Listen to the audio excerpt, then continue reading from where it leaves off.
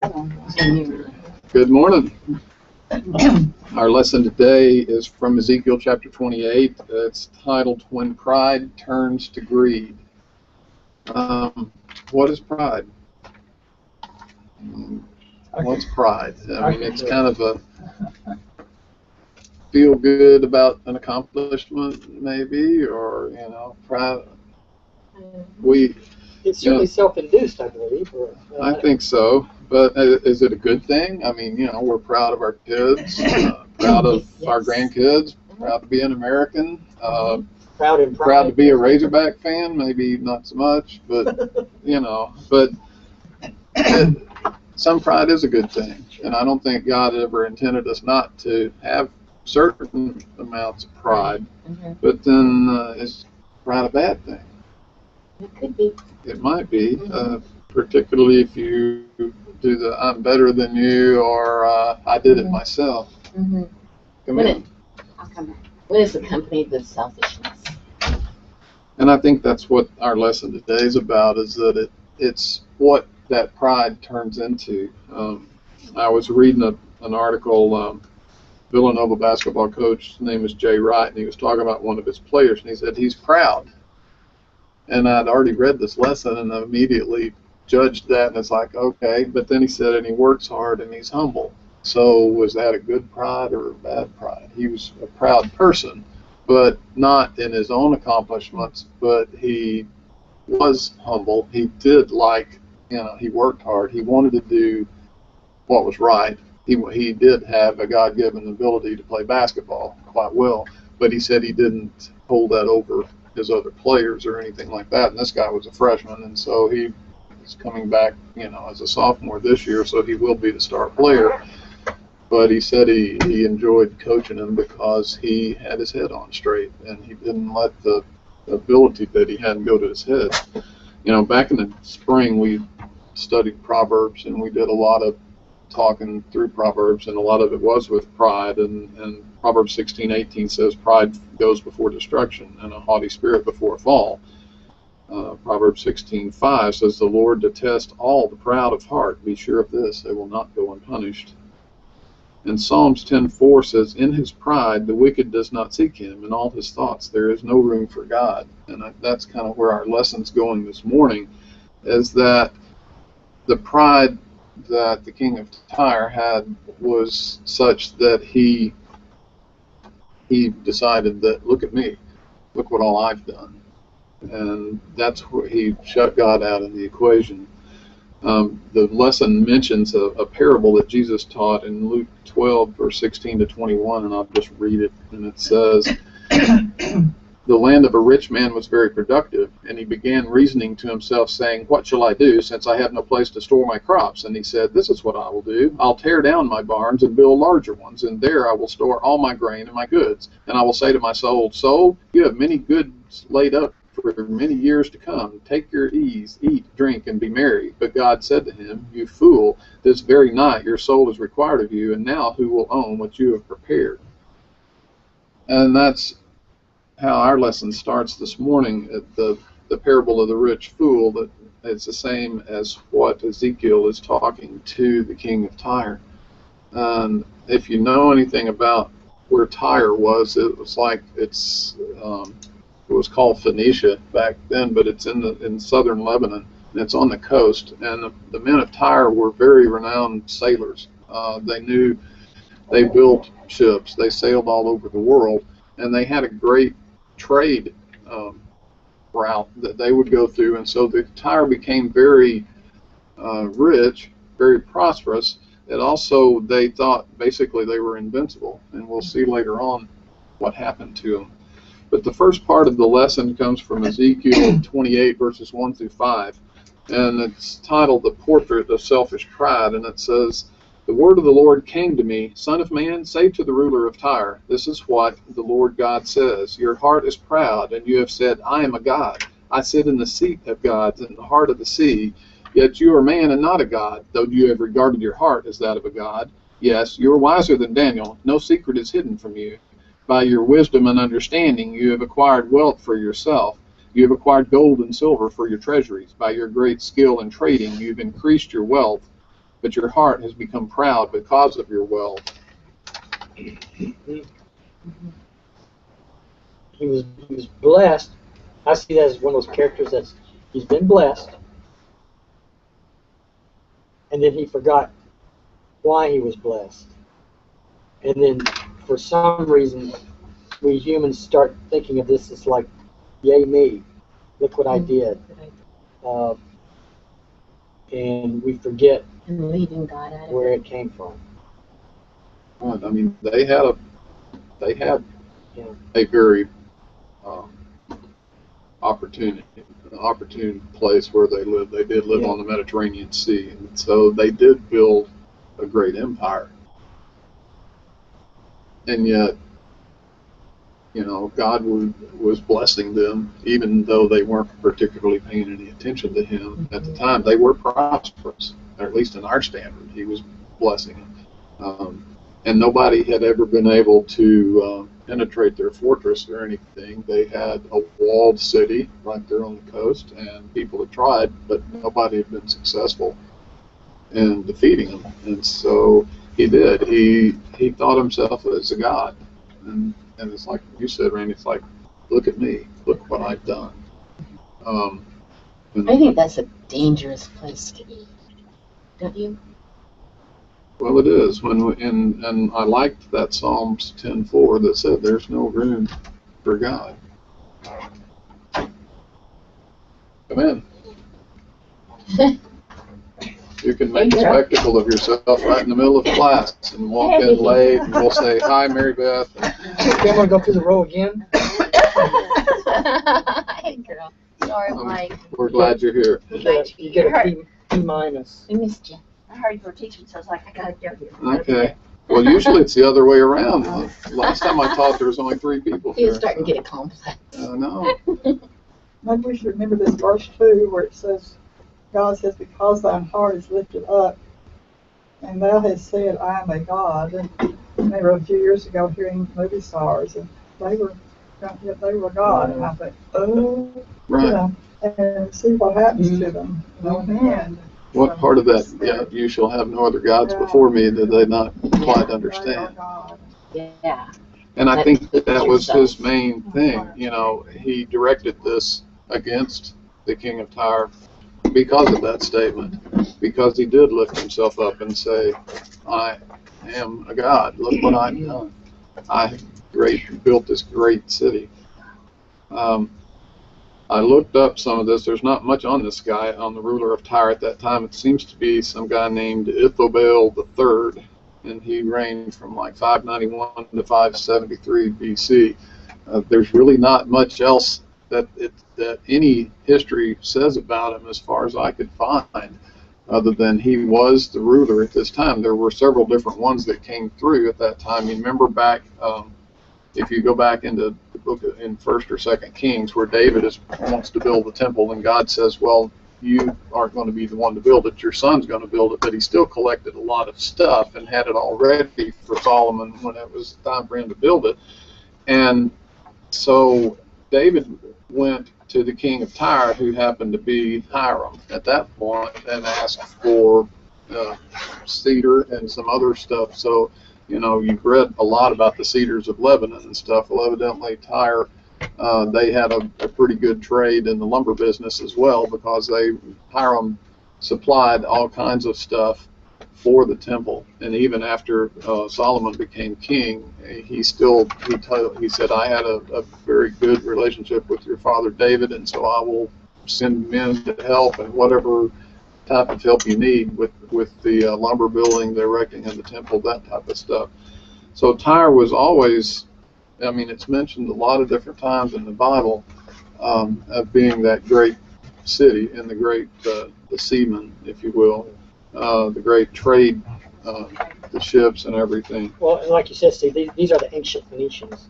Right. And if you read, you know, world history, they were quite renowned for their engineering, and mechanical engineering, and all kinds of great inventions that they came out with. And so a center like that is going to attract people like that are into commerce, and people that are in business, they're going to be attracted to that location simply because of the opportunities that are there for that. And so, having said all that, this allows, and just the way I think sometimes, when people are successful, and God obviously blessed these people, and they became successful and then rich, especially the ruler beyond his means, they don't have to worry about too many things anymore as far as, let's say, invasions and enemies, because why? They got the money to take care of that, right? It's like, you're a pain over here. I'll just have you eliminated one way or another, and that's the way they could work. And we still do this today. The extremely wealthy people, they don't have to worry about being attacked or anything like that, because they can take care of that indirectly through someone else. And I think that's where this guy is right now. He's taken care of, and he's just sitting back, and everybody's working for him. He's comfortable. He's got it all working. Don't tell me no bad news. Sounds like someone else I know. High up there. Well, compare that to our country right now, and we have become comfortable. We are systematically taking God out of the equation, and it's scary. I mean, where we're headed, because we can head nowhere but down. It's the end of verse 5, and I was thinking, is that too far ahead? No, go ahead. No, It says something about, by thy great wisdom and by thy traffic, thou hast increased thy riches, and thine heart is lifted up because of thy riches. We're rich in things other than material and money and so forth. And our hearts can get lifted up because of that. I experienced several years ago with a person, and very intelligent and all that sort of thing. But I went with him to lunch one day, and I saw something that was very disturbing, because it seemed to me that there was a pride of position, intelligence, and that type of thing in regard to how they treated the serving help at the restaurant. Oh, yeah. And I really was bothered by that. Because it's only by the grace of God that any of us are really bright, really rich, whatever. And I was really bothered. And in later years, that person I was with made some horrible choices. It's just really sad. Well, it is. Our world looks at somebody like that as successful because of all the material things they have around them. But generally, it's hard, and I mean, and Jesus says it's hard for a rich man to get to heaven because of that. People ask me, did you ever think we'd be such and so? Well, probably my answer is no, I never really thought about it. But we can become prideful because of how far we've come. I mean, he had so little as a child. I didn't have a whole lot more, a little bit more. But you can become prideful because of what you've accomplished in the world, and you don't really have that much compared to other people. But there's still that pride of accomplishment, and I think we need to remember we're only here by the grace of God. Well, I think, we can be proud of our accomplishments as long as we temper that with the thought that because God gave me that ability to do this, I have accomplished this, and I'm thankful. But generally, this type of person, like the king that we're talking about here, it's still basically, look at me, look what I've done. Steve, you reminded me of this great story of a man of humility, and I just want to share this with you. I may have shared this before many years ago when we were living in Florida. Our son Brian was a little bitty fellow, and one of his friends that they hung out together and they spent time together. Well, our son spent the night with them that weekend, and so when Marty and I went to their house to get him Saturday afternoon, whatever it was, I went upstairs to see the boys, and they were playing in his room. Well, I see this kind of a trophy case thing. In the trophy case is an autographed football and some other stuff like that, and it said Johnny Unitas on it. And I'm like, wow, good grief, what's the story behind this football here? And I asked the kid, he's a little kid, he said, oh, he's like my mother's uncle or something. You know, nobody to him. Okay, I said, okay. I said, I got to ask her. And so, sure enough, on the fridge was some pictures of her. She was like the niece of the great Johnny Unitas. And but I asked her about the football, and she said, yeah. I said, he's a great Christian man. He said, while we were visiting with him before he died, he took our son and took him to his trophy room. And if you can imagine Johnny Unitas' trophy room, I can imagine it. He says it was packed full of stuff that he has won. And he put his arm out at the little boy and said, son, none of this means anything without Jesus. Whoa. That's humble. I did not know that. That's I humble. didn't know that he was that. That's Wow. good. I hadn't heard that. That's a lesson you That's a never neat forget. story. Yeah.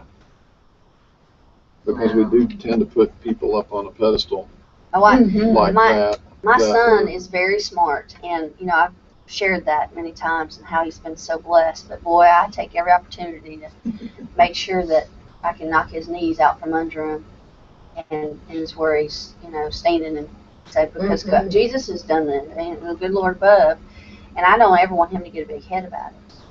And I have been praying for him over and over throughout the years. And one of the things, he wasn't attending church here. Do you remember that? But then when he got to college, he started attending church. And he has gotten so humble. But I'm the biggest fan of his. I always brag on him. That's a mama's thing, I brag on him. But he and I have to make sure because I don't want to embarrass him. But at the same time, he really has a good head on his shoulders. And I'm very thankful for that. Of course, he's nothing compared to any of this, but I always try to say, hey, you remember who to thank, and it's not me and your daddy. Part of it is. And you know what?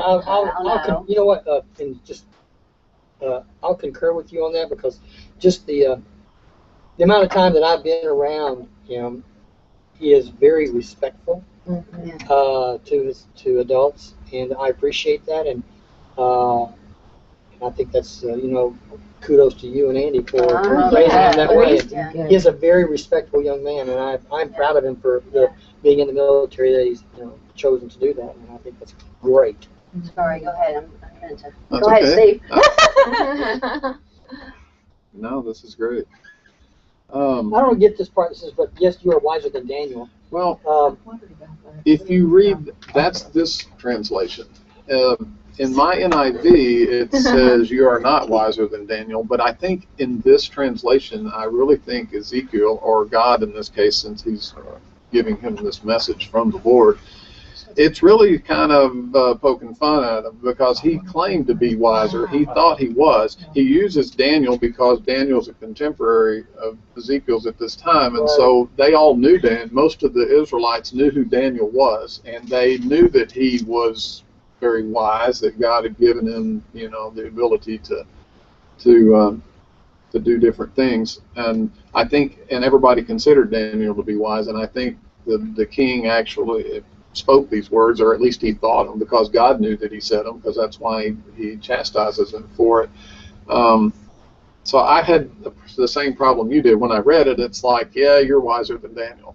Okay, but then I read two other translations that said you're not as wise as Daniel. So it's kind of in the translation. So like I said, I just took it as being he's poking fun at him. It's like, yeah, right. Yeah, you're Because wiser than it's Ezekiel that is saying Right, he's saying this. But the writer of the book here says the king believed himself to be a wise person, even wiser than Daniel. That doesn't jive with what Ezekiel says. Ezekiel's the one that said it, and the writer of the text here seems to think that the king believes. Maybe he's never heard of it before. Maybe he's never heard that. I think you're smarter than Daniel. Maybe he's never heard that before. I don't know.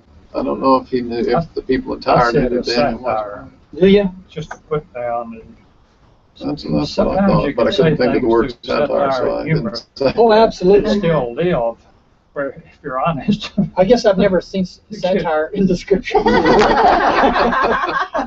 Kind of takes me back a little You bit. have now. And I appreciate it.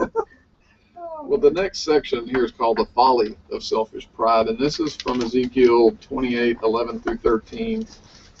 part A, and then 14 and 15.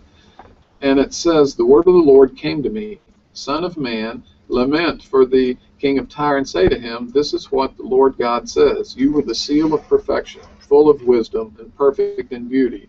You were in Eden, the garden of God. You were anointed guardian cherub, for I had appointed you. You were on the holy mountain of God. You walked among the fiery stones. From the day you were created, you were blameless in your ways until wickedness was found in you." Well, this sure doesn't sound like the king of Tyre, does it? And there seems to be a lot of argument about what Ezekiel's really trying to say here.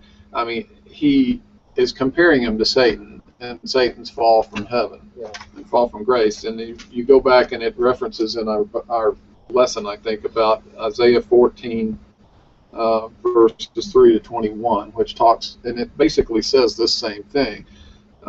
Like I said, I looked at several different commentaries on this, and some people just said, "Oh yeah, well it meant that Satan was really, the king of Tyre really was Satan in disguise." It's like, no, I don't buy that either, because it says he's a man.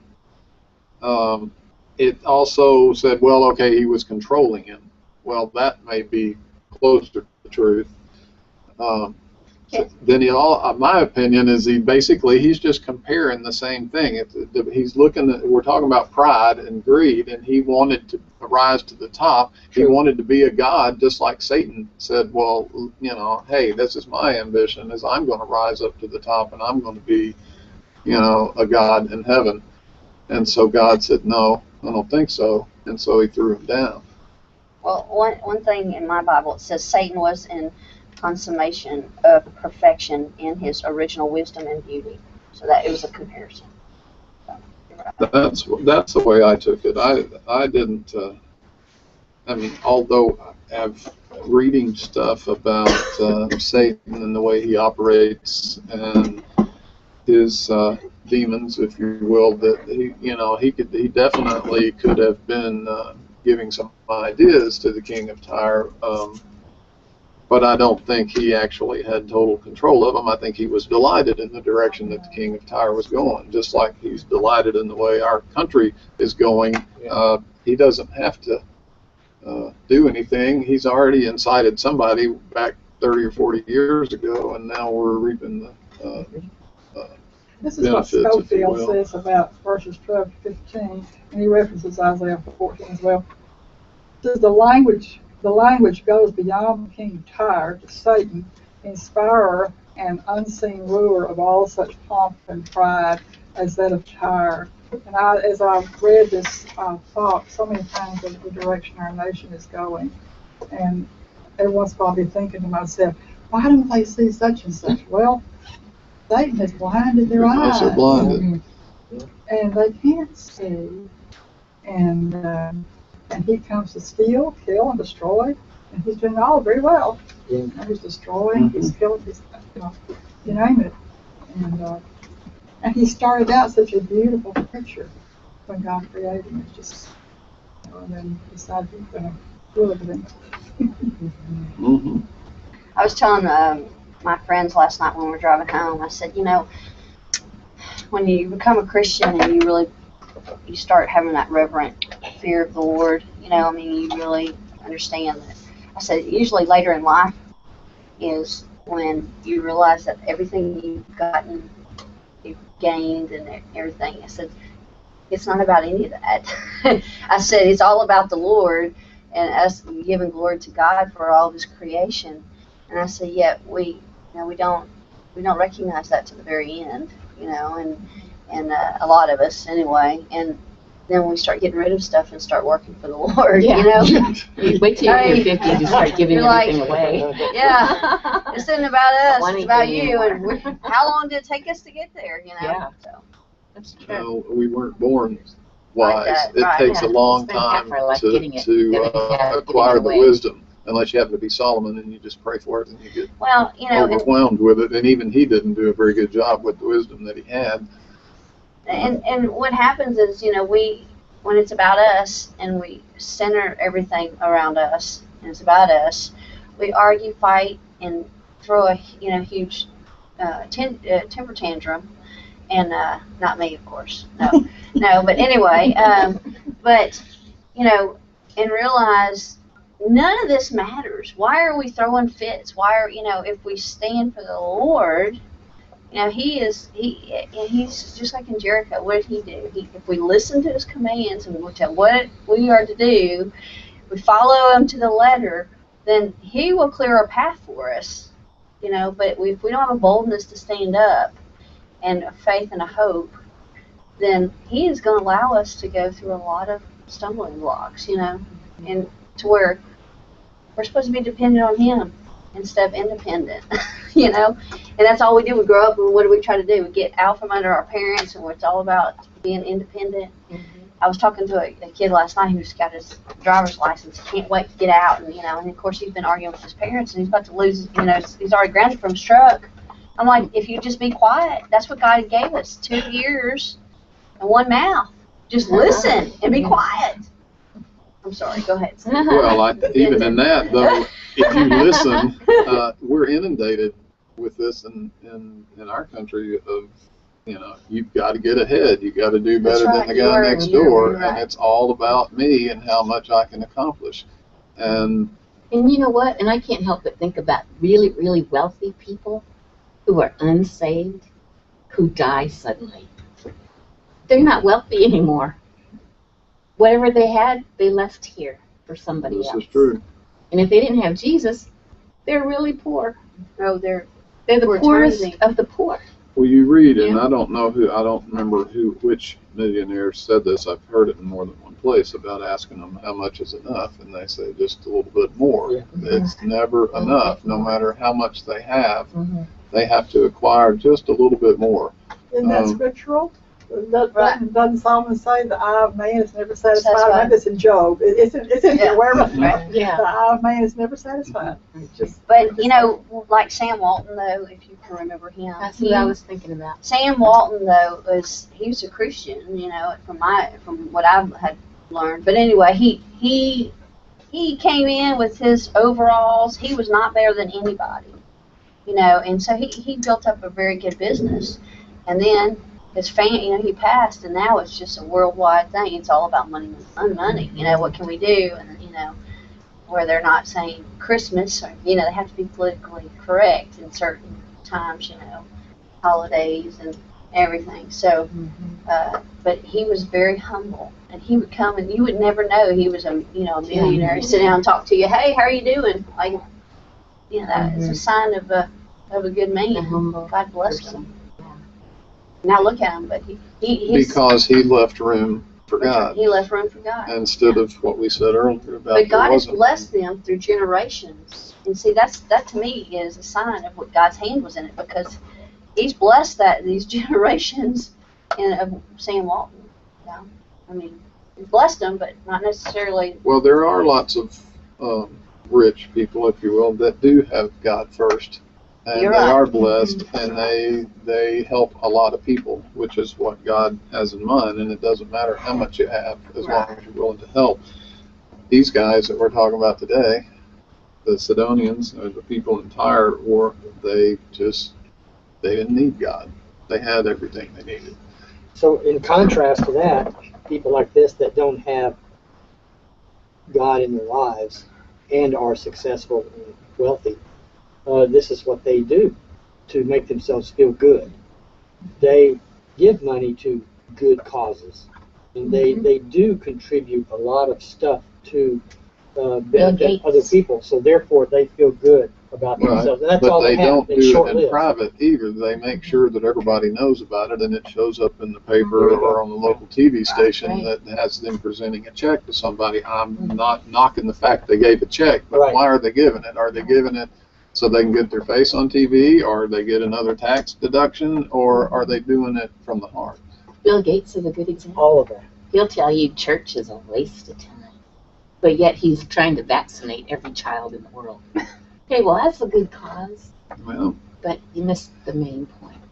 And I'm not saying keep doing his good works, and he still won't make it. And again, we always say we stereotype people, and I have to be very careful and do that. I'm not saying everybody in Walmart's bad. I mean, I don't mean that at all. I think there's a lot of good Christian people that are working in there, and it's awesome. But at the same time, you know, it's very easy to stereotype. All these people are, you know, are unsaved. Right. We can't say that. Right, that's true. But, you know, you can just see by their fruits, I guess, you know. That's, Well, let's see what happens here as a result of this pride. The last section here is titled Result of Selfish Pride, and this is from Ezekiel chapter 28, verses 16 to 19. And it says, "Through the abundance of your trade, you were filled with violence and you sinned. So I expelled you in disgrace from the mountain of God and banished you, guardian cherub, from among the fiery stones. Your heart became proud because of your beauty. For the sake of your splendor, you corrupted your wisdom. So I threw you down to the earth. I made you a spectacle before kings. You profaned your sacrifices by the magnitude of your iniquities and your dishonest trade. So I made fire come from within you, and it consumed you. I reduced you to ashes on the ground in the sight of everyone watching you. All those who know you among the nations are appalled at you. You've become an object of horror and will never exist again." That's pretty harsh, especially that last part about the never exist again. But again, in this one, again, he kind of mixes and matches who he's talking to Yeah, here. that's what I know. Yeah. You know, sometimes he's talking about Satan again. Sometimes he's talking about the king. Sometimes he's talking about the city or of Tyre itself. Again, I think, you know, it's all in comparison. That this is what happened. This is what happened to Satan. I threw him down, where he says guardian cherub. He threw him down to the earth. Well, also, as we'll learn here in a minute, he destroyed Tyre. I mean, the stones were thrown down, the earth, you know, it burned. He says, you know, I made fire come from within you and it consumed you. Basically, you know, because of his pride and his unsatisfied desire for more, or the greed that came from that, it sounds like he used some somewhat ruthless trading practices and stuff. It says, because of your abundance of your trade, you were filled with violence. I think in his quest to get more and more and more, he sort of might have started out on the up and up, but then as he was consumed with the greed, then it became violent, and I don't know what all happened. I couldn't find any reference to that in history or anything about what they had actually done, but God took exception to that, to the violence that he used. It wasn't at that point so much about the what he did, but how he went about doing it. And he said, that doesn't sit well with me. So I'm going to do something about it. And if you go back in Ezekiel 26 and 27 talks about the destruction of Tyre, and in Ezekiel here for these like about 5 chapters, he talks to different countries. He gives this is what's going to happen, these prophecies, and then he follows that up with a lament, or you know what that is, the lament, where he's in these days they would and when a person died, they would have a big funeral ceremony, a march. Basically, it was a mourning session. They would, wail and cry out and follow along behind the person that they were taking to the burial site. And sometimes it would last for days. That's what you want. And so you want the 6 horses with the plumed hats and the carriage and all of that stuff? Just kidding. Okay. We'll remember that. Okay. But basically he goes back, and if you look in chapter 26, verse 12, he says, they will plunder your wealth and loot your merchandise. They will break down your walls and demolish your fine houses and throw your stones, timbers, and rubble into the sea. And chapter 26, verse 17 says, I will make you a bare rock, and you will become a place to spread fish nets. You will never rebuild, for I, the Lord, have spoken, declares the sovereign Lord. And he even mentions in chapter 26 the name of the person that's going to do this. He even mentions Nebuchadnezzar. Well, later on, Nebuchadnezzar and his army came in and laid siege to the town of Tyre, or the city of Tyre, and they burned it, They tore down all the walls. They destroyed the people. Not everybody died, though, interestingly enough. Some of them escaped. There was an island out off the coast of Tyre, and some of them escaped to that island. Well, the prophecy said, that he'll throw the stones and everything into the sea. And what I find fascinating with some of this is that 300 years later, Alexander the Great comes marching through here. Well, when Nebuchadnezzar came in, he destroyed it, but he just left it all as rubble. He didn't throw anything into the sea or anything. But 300 years later, when Alexander the Great comes in, he wants to capture this walled city that's out here on this island, but he can't get to it. Well, there's all these stones that are just laying on the ground, big hunks of rock or concrete or whatever it was, and so he builds a causeway out there with this rubble from the wall of Tyre, and he was able to attack that city that's on the island and destroy all the people. So that was the rest of the prophecy. It took 300 years more before that happened, but God's prophecy always comes true. Yeah. That I found interesting, and just the fact that they said, well, here's what's going to happen. And I don't know that anybody, if you read through from chapter 26 all the way through chapter 32, I think, that talks about all the different countries that God tells Ezekiel to go prophesy against, and every single one of them were destroyed in the manner that the prophecy, but this one seemed to be unique because it took a little bit longer. It wasn't present day, oh, okay, here comes Nebuchadnezzar, that's going to be the end of it. It took 300 years longer. And then you talk about Nebuchadnezzar in August, I think. We're going to study Daniel after we finish studying Ezekiel. And Nebuchadnezzar had a little pride problem himself, and he was actually being blessed by God. I won't give you too much information on that because we'll study that later. But he did. He walked around, and all of a sudden it's like, wow, look what I've done. Yeah. And immediately he becomes a wild animal, or like a cow or something, and he eats grass, and and so we'll study more about that later. It seems to me like I went and got my album I was going to Israel a long time ago, and it seems to me like that there was a place that was on the Mediterranean Sea coast where there was some, almost looked like a little pier or something built out there. And it seems to me like we were told that was the very place that you just got through talking about. I wish I started bringing the picture, but I'm not sure that's what it was, so I didn't bring it. I don't know if it's still there or not. Quite possibly. Just a little bit of, probably walk out there. A few yards, The place where he grazed? No, we're back on Ezekiel. Forget. You're going to have to come back in August to figure out what happened about Nebuchadnezzar. But yeah, that's. Those rocks and building out well, there's nothing where the city itself was. There's actually nothing there but bare rock, just like the prophecy foretold. There, it was bare rock, and then they haven't built back on it. It said, they'd spread the fish nets on it. That's where the sailors would come in and they'd use that rock, but nobody ever built back on it again. Mm-hmm. Which is kind of a scary thought for those of us who take pride to the level that these people did. That God won't allow that. Something that we've got to understand and people don't. God is not encased in time. I mean, God, so his timing, 300 years, that seems like forever. I would be thinking the same thing. I'm like, he's never going to do that. But he's not, he's not controlled by time, at all. Yeah. So it just shows us how. Well, think about how many years throughout the Old Testament of the prophecy of Christ coming, and it took however many thousands of years that was before he actually arrived. Mm-hmm. Yeah, God's not limited by time like we are. Any comments? Y'all are so quiet today.